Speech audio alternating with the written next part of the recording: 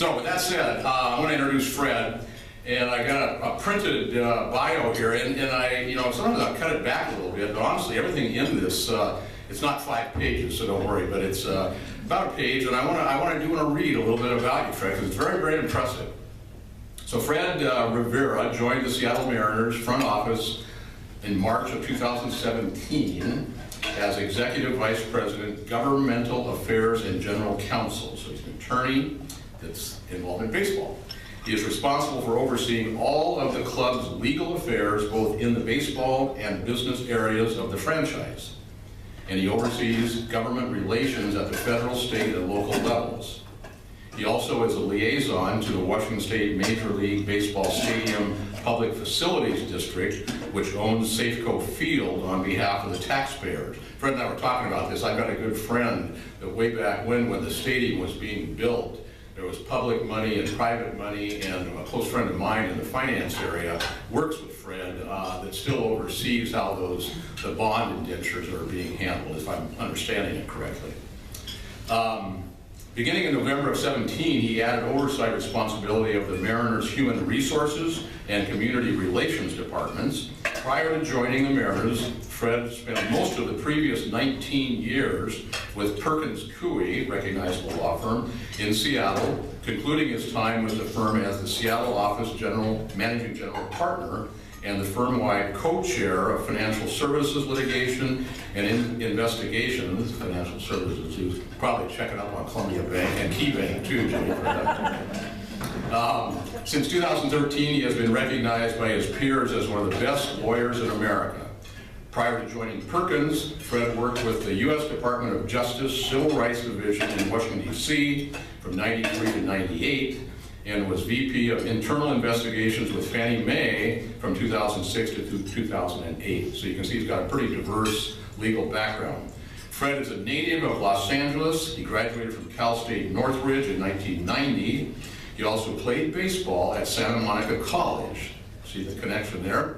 He graduated magna cum laude from Gonzaga School of Law in '93. Fred is currently a member of the Board of Directors of the Downtown Seattle Association, Arts Fund, and the United Way of King County. He previously served on the boards of the Martinez Foundation, the Rotary Boys and Girls Club, and South Puget Sound Housing Center. He is a member of the Leadership of Tomorrow, class of 2006. He's a passionate baseball fan, still plays baseball, and part ownership of the AAA Tacoma Rainiers. So with that said, Fred, come on up.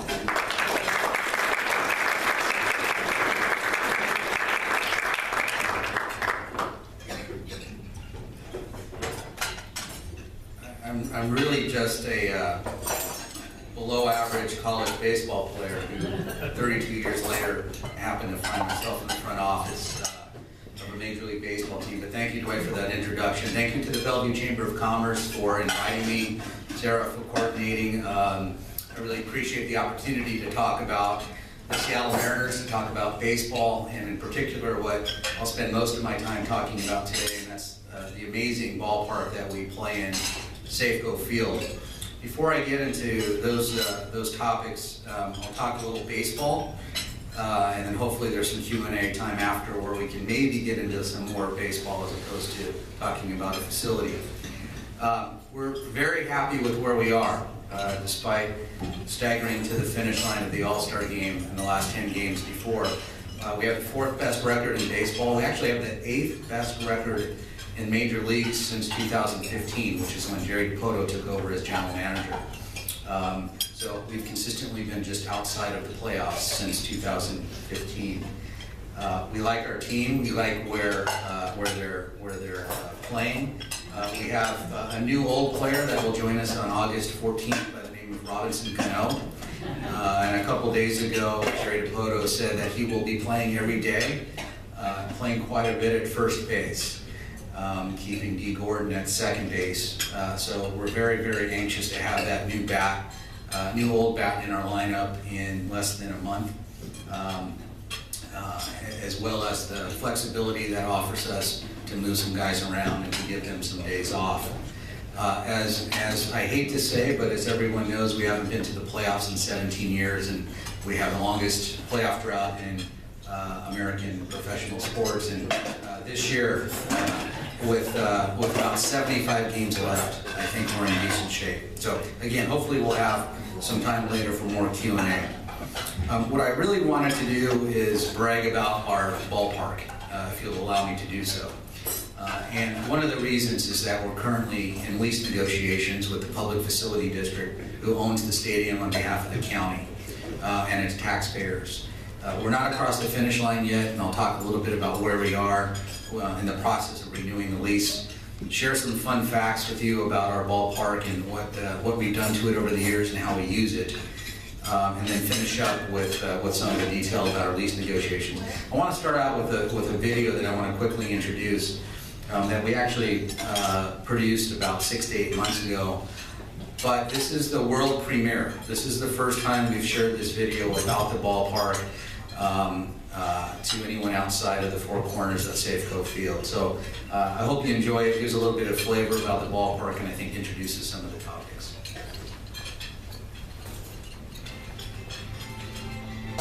We want this ballpark to be our home for the next 100 years.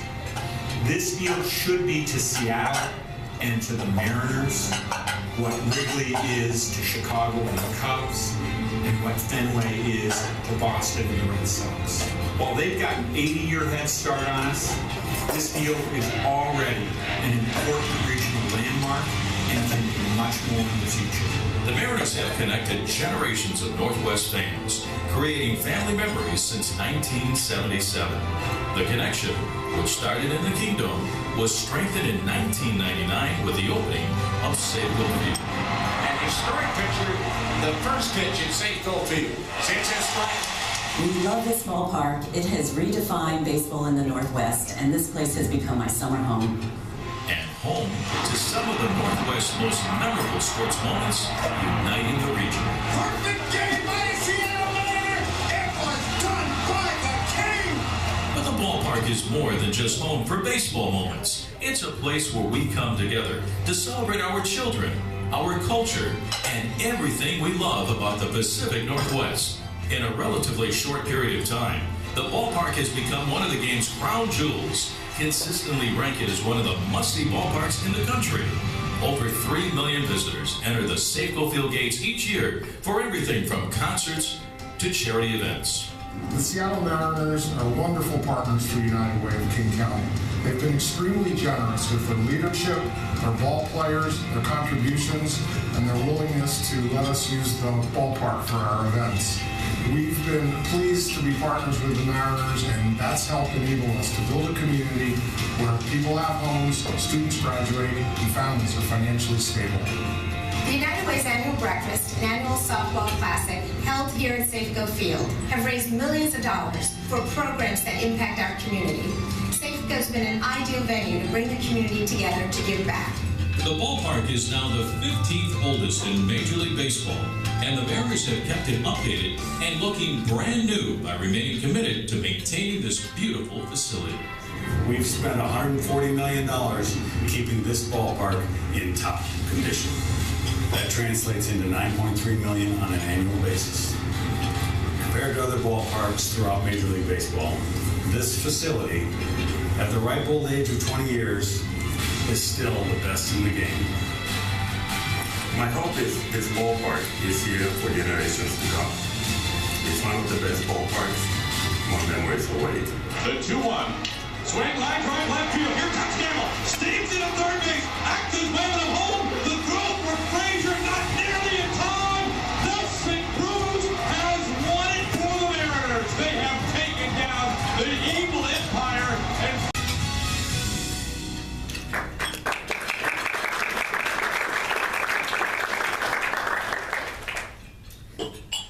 I love that video. It still gives me goosebumps when I see it.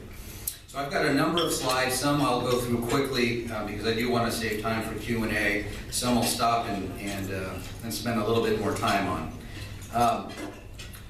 We're already 19 years old. We just had a birthday. Our Safeco Field just had a birthday July 15th. And as the video said, we're already the 15th oldest stadium out of 30 in Major League Baseball, which is quite surprising. We'll soon be the 14th when The Texas Rangers demolished their stadium, which is just a couple years older than ours, and opened up a $1 billion stadium in Arlington, Texas. Tampa Bay is not far behind, nor is Arizona. We will soon be as old as this was, the Kingdom. In 3 years, we'll be the same age the Kingdom was when it was demolished after 22 and a half years of service. So by some standards, at 19, the ballpark, the structure is not old. Measured by professional sports venues, we are at least average, if not older than average of most stadiums. And as John Stanton said in the video, our goal here is not to have this around for another 5 or 10 years. It's to be the Fenway, the Wrigley of the West, something that we can be proud of for a century. I'm not the only one that thinks our ballpark is tremendous. We have a number of accolades that we've got over the years. We won a number of awards and have been recognized as one of the best ballparks in baseball. Here's a list of some of the publications, including Sports Illustrated, ESPN, Thrillist, that has identified Safeco as one of the top ballparks. The AIA did a study in 2007 that identified the favorite buildings. There were 2 buildings in Seattle that were identified, the library downtown and Safeco Field, on that list of 150 structures around the country. There were 5 ballparks within that 150 structure list. We were one of those 5, along with Fenway Park, AT&T Park in San Francisco, the old Yankee Stadium, and Wrigley. We take a lot of pride in how the ballpark was built as a place where people can gather. We actually were ahead of our time when it was constructed. The trend in ballpark facilities are less seats and more gathering spaces. And if you go to Safeco Field, really any night, you'll look out at the pen, and the pen will be filled. We could have a night in April where we have 15,000 people in the stands, and the pen looks like it's absolutely sold out. You can't even get into it. That's the trend, and some of the things that we want to look at improving at Safeco over the next decade is more of this collaborative space, more of this space where people can socialize and get together, as opposed to sitting in a seat and watching the ball game, which is the way I like to do it, but not my kids. So we'll adapt to that.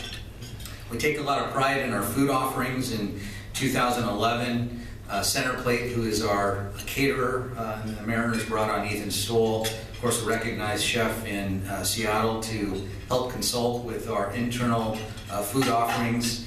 We also are expanding what we're doing in our community by bringing in more neighborhood restaurants, more offerings. We brought in Jack's Barbecue, Din Tai Fung, which has been a huge success. Center Plate has brought in a homemade donut stand, again, which has been a huge success. This will continue to be a hallmark of Safeco Field and will only improve over time. Of course, the grasshoppers at Edgar's Cantina. Who cares to admit that they've tried them? Yeah. They're really good with cold beer, kind of like peanuts. Yeah, they're nice and salty. They're delicious. It's been a huge, huge success. This is a picture of the Red Sox broadcaster and former second baseman Jerry Remy, who tasted it and hated it. And so we thought we'd put that up on this picture, showing you his picture.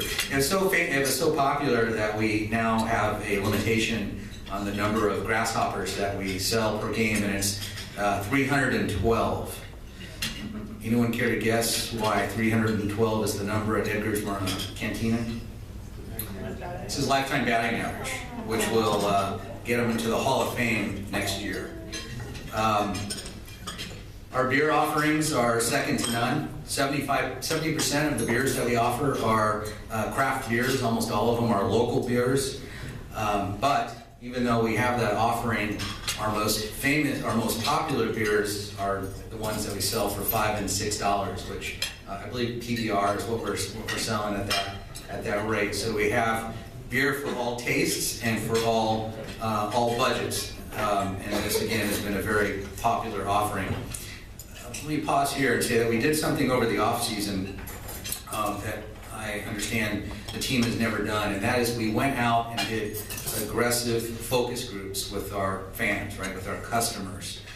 We had about 20 different focus groups in 3 different categories. We had what we determined the rabid fan, the fan who came to 20 or more games consistently every year, the casual fan who might come to 2 to 4, and the lapsed fan who used to come to games but for one reason or another no longer came.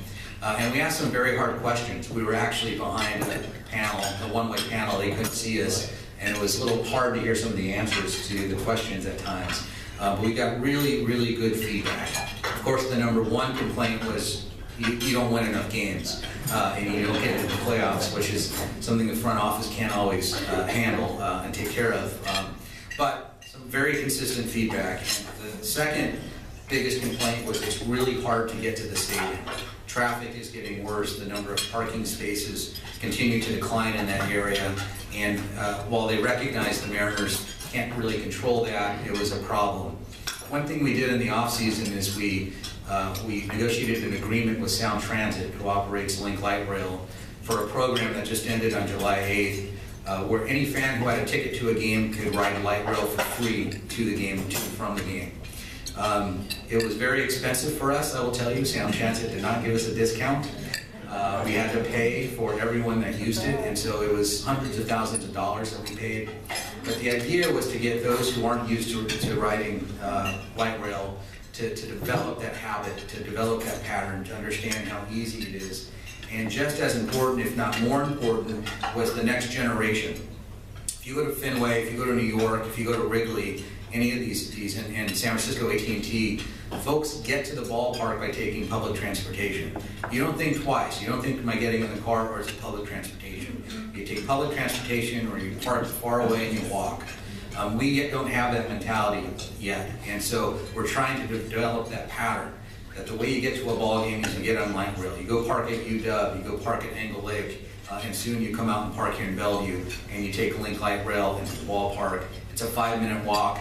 You go over a bridge and you're at the center field gate. It was a very successful program. We're no longer paying for it starting this next homestand that starts tomorrow, but we hope we develop a pattern and that we'll continue to see increased ridership not only this season but in the years to come. Our food, just talking more accolades, I'm bragging. I won't spend any more time bragging. So some fun facts. Yes, we have sushi. Yes, we have Dungeness crab sandwiches and garlic fries, but the staple remains ballpark fare. The hot dogs. We serve 500,000 peanuts every game, 7,500 hot dogs, 5,000 gallons of water, soda, etc. And each fan generates 8 pounds of garbage. Okay, per game, 8 pounds of garbage. Most of it is food waste. All right. So how do we deal with that? Safeco Field has had a recycling plan since 2005. We've focused on sustainability, and at this point, 96% of that waste, that garbage, is now recycled in one form or another. Last year, we recycled and composed 96 of all waste generated at the ballpark, and we did it in a labor-intensive way. When you go to Safeco, you may notice, and I've had friends come and say, where are the garbage cans, right? I've got something, I know it's not recyclable, I know it's not compostable, where do I put it? Well, you put it all in the same bucket, and we actually have people who go through it and sort it. We have on-site facilities where it's dumped and then it's taken out. That's actually cheaper than, and it's more obviously sustainable and environmentally friendly than it is to take it down to the garbage, because garbage, as you all know, garbage disposal is quite expensive. Since 2004, we've been recognized as one of the top recyclers in our league. And, oops, jumped ahead. Last year, we got from Major League Baseball Commissioner what's known as the Green Glove Award, a play on words with the Gold Glove Award. The Green Glove Award goes to the Major League team that has is a top recycler. And so with 96% of our waste being recycled, we finally won that award after San Francisco had won it for many, many years. Some more fun facts. This is Matt Walcott. He works with our umpires that come in. He actually has his own gear, his own setup with the umpires. We go through 280 dozens of baseballs every year. Each game, we go through about 6 to 8, depending on that. 280 dozens includes batting practice. He rubs up all the balls with mud that comes from a specific area of the Delaware River. It's got a certain consistency that takes the kind of the shine off the ball and makes it a little bit less sticky than it otherwise would be from the leather that comes out from Rawlings. Each ball weighs 5 ounces and it has 108 red stitches that is handcrafted. Take care of our players in our dugouts, both home and visitor. They go through 50 bags of sunflower and pumpkin seeds and 200 pieces of bubble gum, which will make the dentists in the room either happy or cringe. I'm not sure which one. There's a chef that is down in the clubhouse area that makes 3 meals per day, every day that we're home. They have a meal when we show up. Our players show up for the 7 o'clock game, typically show up between 12 and 2. So there's a meal prepared for them. There's a light pregame meal that's served in the kitchen and dining room area, and then a heavier postgame meal. They do an outstanding job down there taking care of our players. We have nutritionists to assist. This last year we brought in Dr. Lorena Martin, who's our Director of High Performance, that really advanced our nutrition even further. And some may say her addition to the club in the off-season is helping with our health and our overall performance on the field. 20 gallons of Gatorade, 25 when we win in the 9th inning. That we go through every day. On hot days, we go through quite a bit more. This is one of our clubhouse attendants who is doing the laundry. 30 loads of laundry every day. 9 loads of uniforms, and then there's twice at least as much of towels and other various things that need to be laundered. Pete Fortune has been doing this for years. This is him trying to take out grass stains and pine tar stains, which is very difficult to get out, but he does it by hand after every game. So a little bit more about the ballpark, and I'll get into some of the improvements and some of the lease terms that I mentioned earlier. We take care of the ballpark in a number of different ways, and this last year we replaced the turf for the first time in 18 years.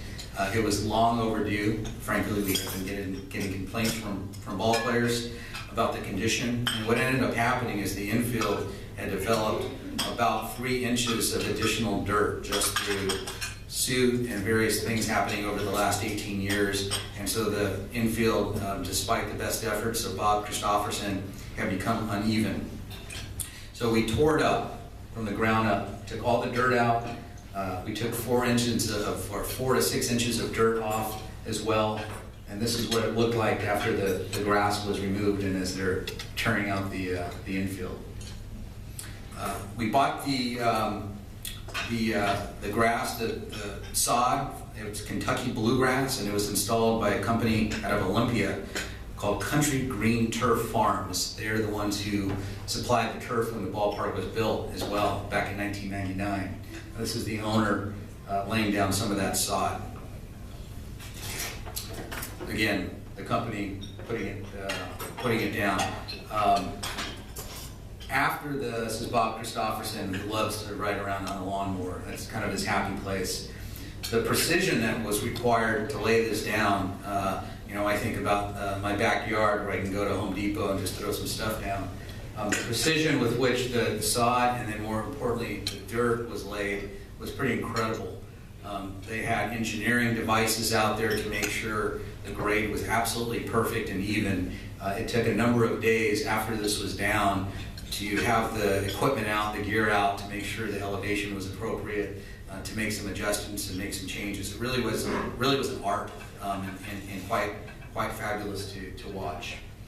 We take a lot of pride, and it was mentioned in the video, of how we use our ballpark, not only for ball games, but as a community gathering space. And transitioning from that, and from the grass into that topic, this was our opening of the grass, which happened just before opening day. It was a couple days before opening day.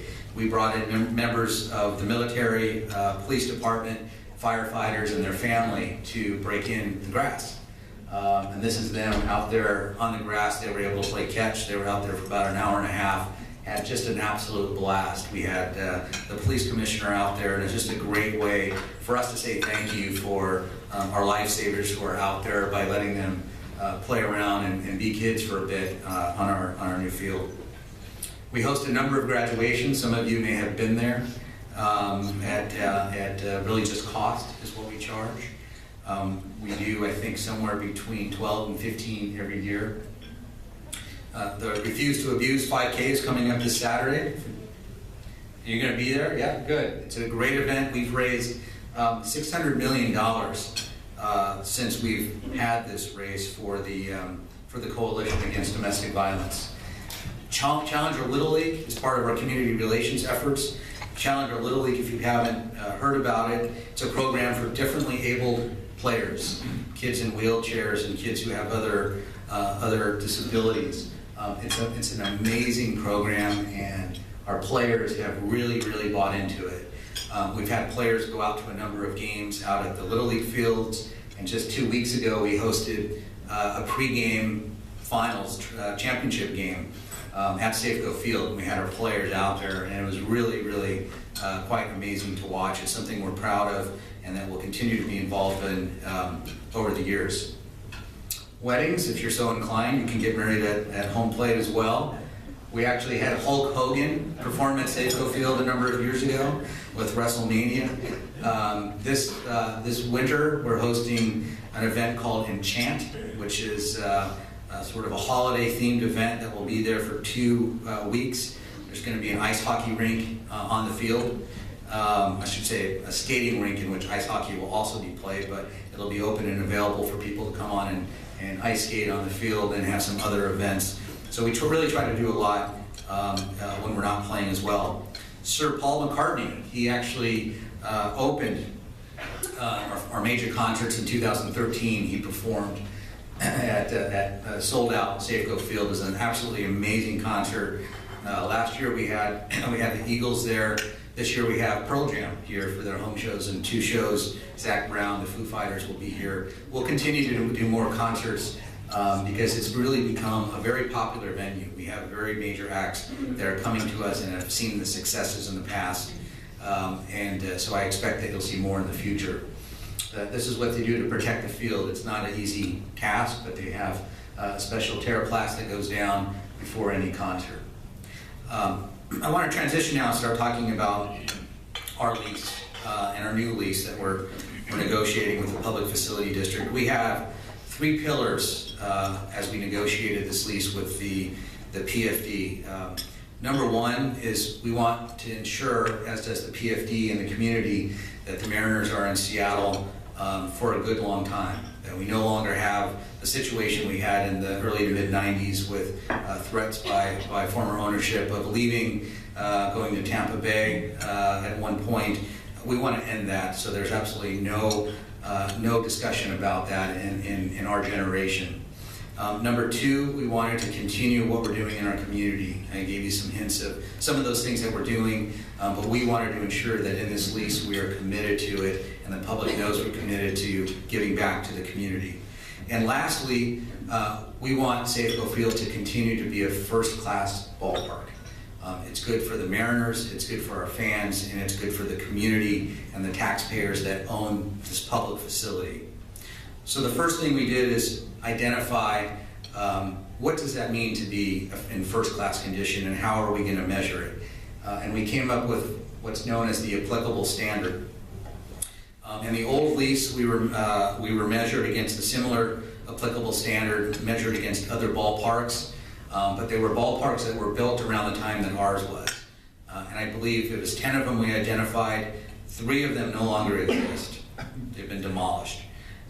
So we came up with a much more stringent, and they could be newer, and they will be newer than our ballpark. There'll be some account given to wear and tear, to some technical and technology issues that we can't adapt to simply because of when we were built, but we're going to be measured against the top 1/3 of ballparks regardless of when it was built. The PFD will conduct its own independent study. We won't be doing it.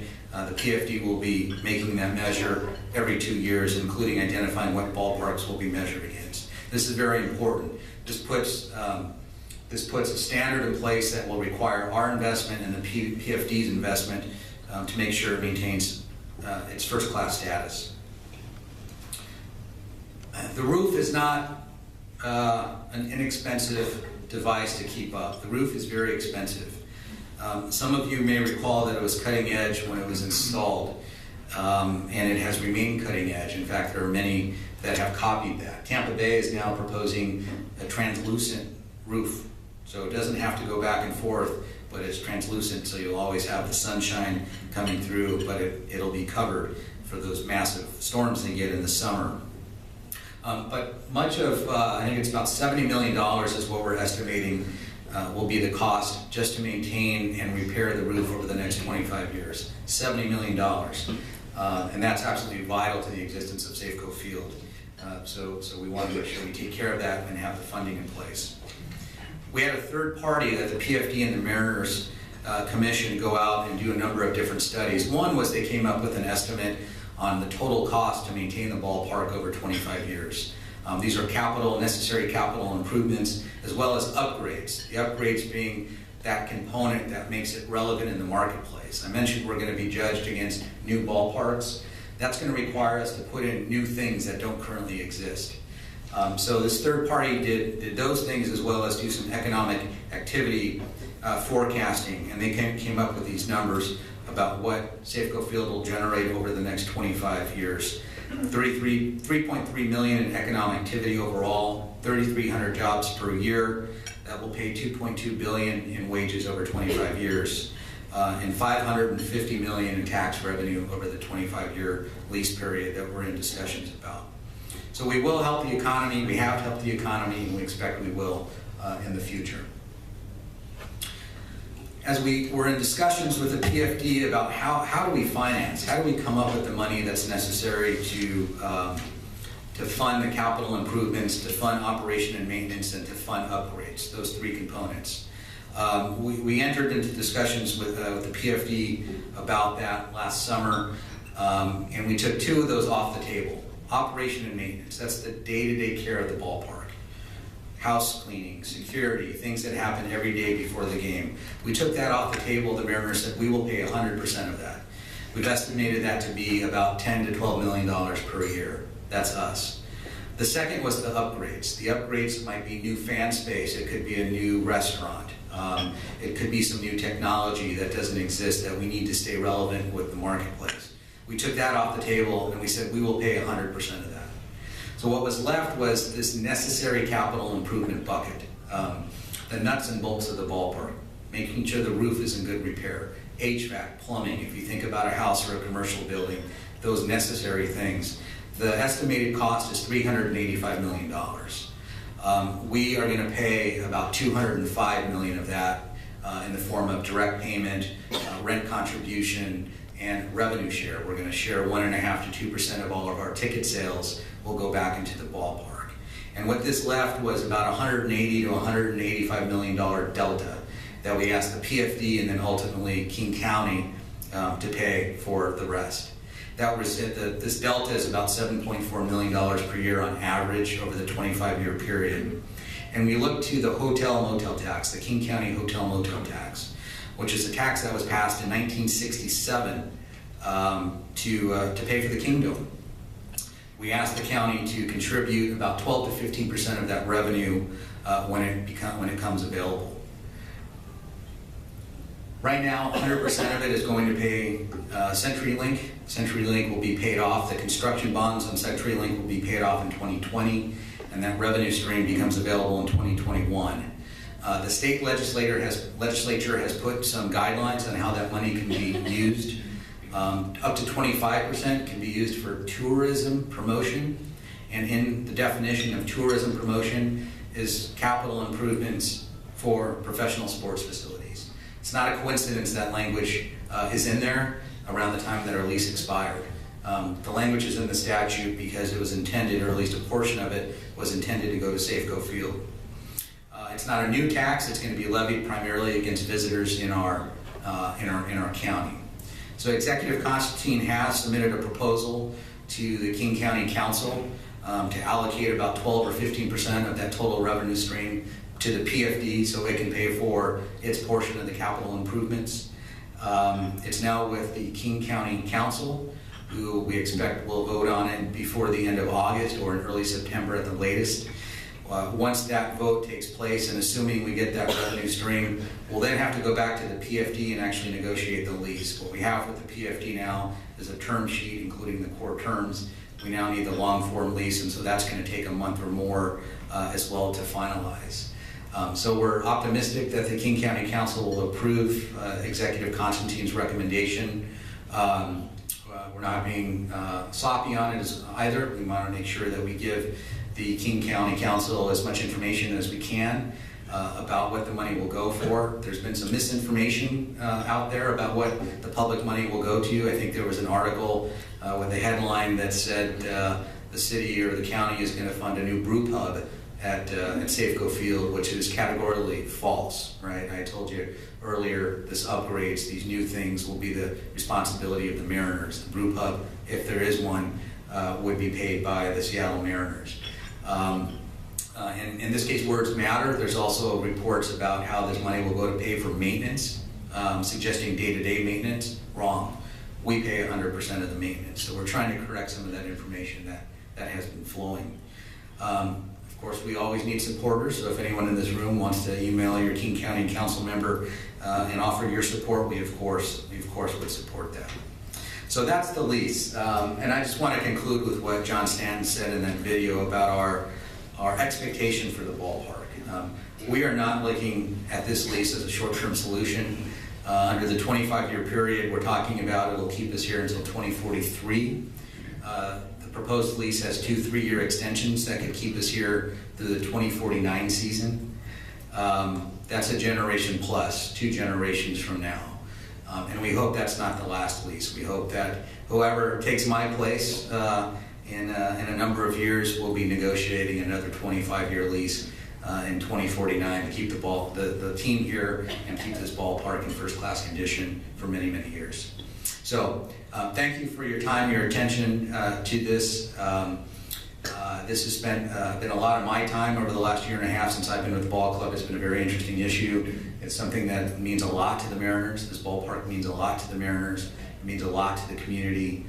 We are advocating on behalf of the community to keep this ballpark in first-class condition, not only for the Mariners, but for the taxpayers as well. So I welcome any questions that you have about this or about baseball. Yeah. How come, or have you guys ever thought of doing movies at the park?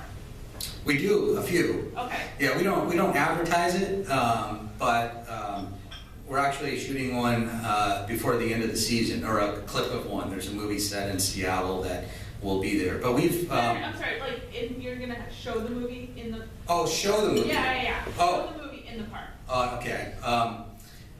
We did Sandlot this year, the Sandlot anniversary, but that's a great idea. Part of it is kind of a cost-benefit analysis, because anytime we open the door, it costs money to bring our folks in. But I don't have an answer for you to that very, very good suggestion. If we're doing videos, if we're doing concerts and we're doing other things, why don't we open up that amazing screen to show videos? I can think of some, summer nights in the park type of deal. So I will take that back. Thank you. Okay. Yeah. 2 questions. One, settle an old bet. Every time I go, it's the bet about the larger beer is really the same as the regular beer. And they have YouTube's on it, so can you settle this while you're here now? What side are you on that bet? I pay too much for beer. I know what that side. So. Yes. I don't know the answer to that. There are 2 different sizes. There's a regular size and a large size. It's different shape. And they're different shape. One's longer and one's thick. But longer can sell. Yeah, there is more. There is more. And the reason I know that, so I'm going to pivot to a little bit different topic. We are one of 2 major league teams, 2 major league ballparks in the country that up until a couple of weeks ago were unable to serve hard alcohol in the general seating area. We can only serve hard alcohol in the club, the suites, and in designated bars, right? So if you're out in the pen, there's a bar there. There's a pen up in the left field corner. But you can't, if you're sitting in the 100 level or the 300 level, you can't go get a margarita and take it back to your seat. One of two teams in the country. So I went and beat my head against the door of our regulating entity over alcohol for about 6 months, saying why can't we do that? And they gave me a number of reasons, and I said, well, let's give it a try. Just work with me here. For the summer, we're going to roll out mixed drinks that have an alcohol by volume ratio that doesn't exceed the highest IPA, which is almost 10%. The highest IPA we serve is like 9.5 ABV. We're going to serve margaritas, we're going to serve Moscow mules and vodka lemonade at 6 stands on the 100 level, and we'll see. Now, if that results that there's fights every game because somebody had a vodka lemonade, we won't do it next year. And they said, okay.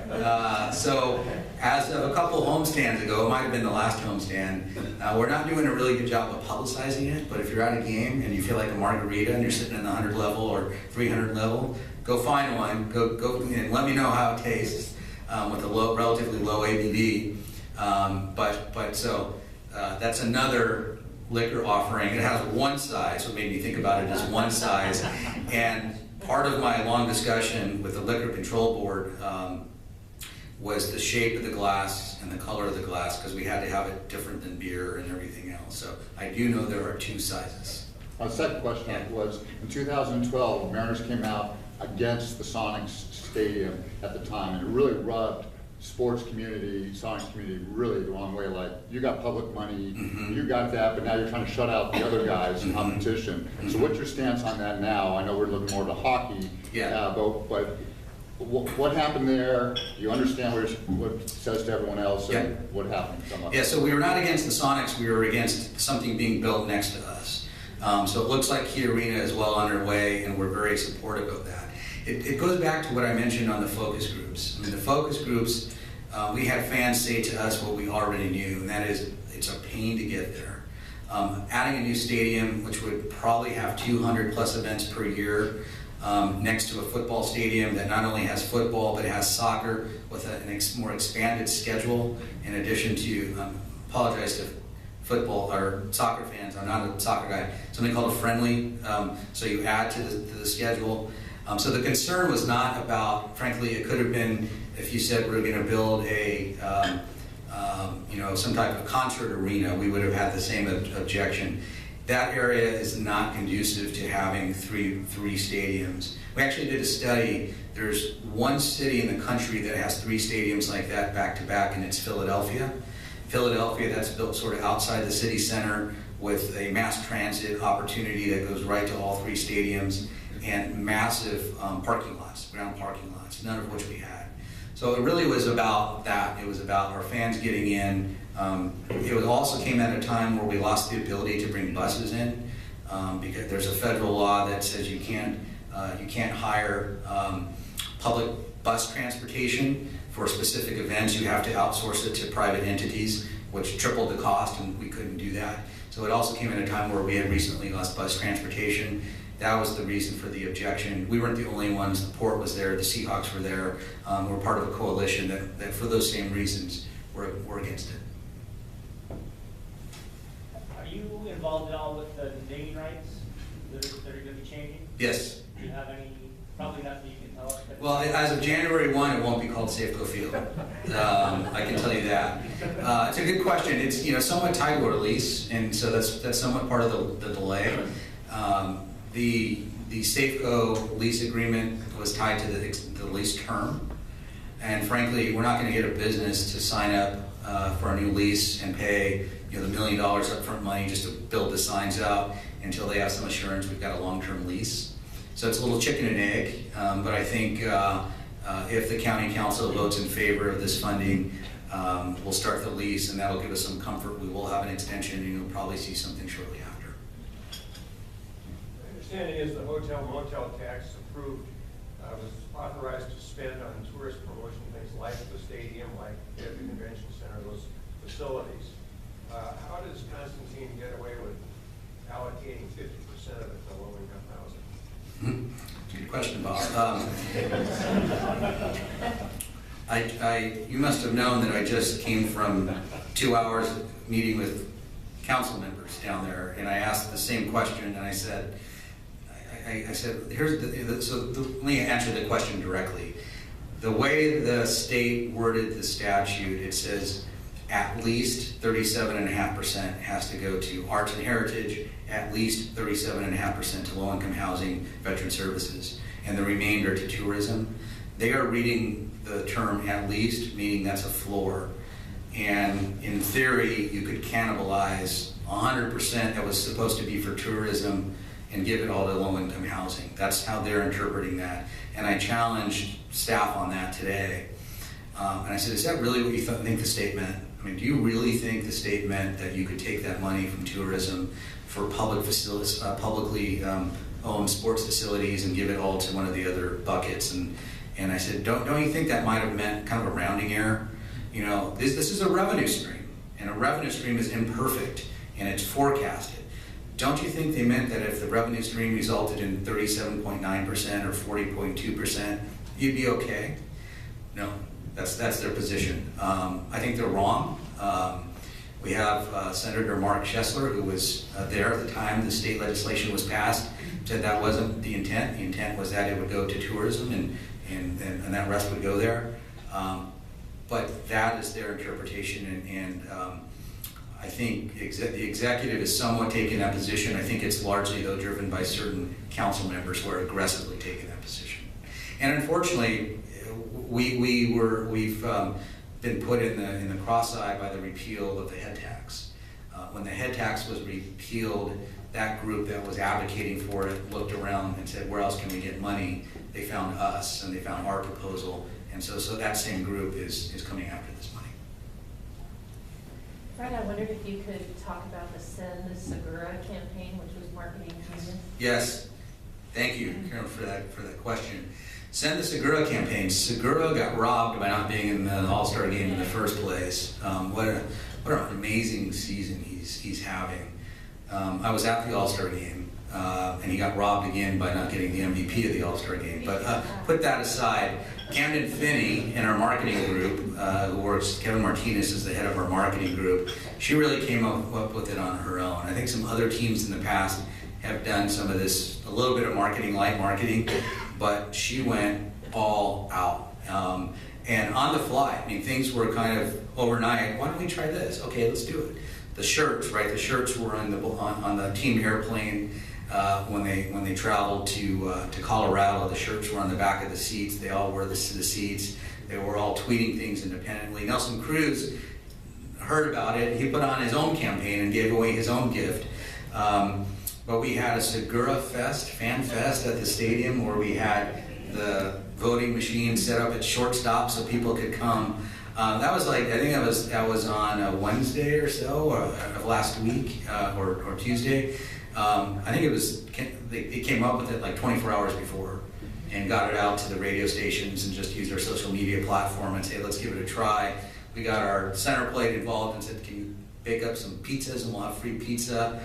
So this was talking about grassroots. I mean, this was grassroots with just a couple of folks being super creative, with the executive team saying, go with it. You know, I'm not going to say they said, I don't care how much it costs, but they did.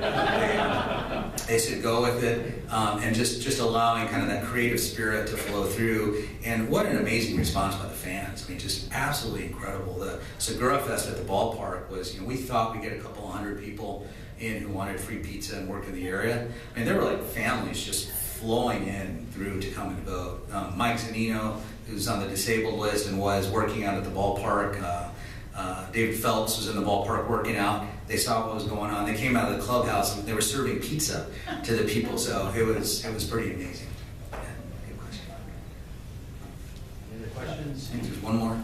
Just back to the terms of the new lease. You mentioned the importance of the applicable standard for maintaining the facility for several generations to be enjoyed. How do you have, or how did you imply that the fund balance will be adequate over time? We are satisfied it will be adequate, and if it's not adequate, if there's any shortfall, this is something important I omitted, it's the team's responsibility. So most of the flow and the revenue stream are projections, projected tax revenue, projected admission tax revenue. So some of those could fall short or they could be high, but if they fall short, it's the Mariners' responsibility to fill up the piggy bank, to make sure that there's enough there. But we're satisfied. Just as importantly, the PFD is satisfied. They had a whole team of consultants that were involved and studied this. So we think we have enough to meet that applicable standard. Thank you.